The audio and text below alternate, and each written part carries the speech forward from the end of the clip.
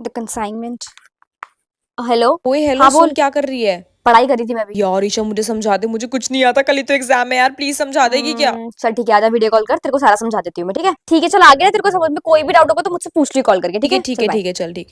फिर से लग गई ना तू सबकी हेल्प करने। अरे मम्मी फ्रेंड ही तो है यार, और ऐसे टाइम पे दोस्त ही तो साथ देते हैं, और कौन ही देगा? आप मुझे बताओ। लेकिन तेरे को अपना भी पढ़ना था ना अरे नहीं ईशा। नहीं, मैं पढ़ रही हूँ ना, अब पूरी रात बैठ के पढ़ूंगी, आप देखना। हजार बारी बोला अपने बारे में पहले सोचते हैं। आप भी ना मम्मी, बहुत सोचते हो।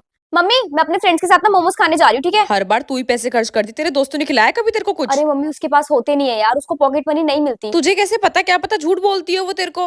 अरे मम्मी वो मुझसे झूठ क्यों बोलेगी? ताकि सिर्फ तू ही पैसे खर्च करे। चल उसको बना कर एक बारी, देखते क्या रुको रिएक्शन मैं होगा, आपके कर। सामने करती हूँ।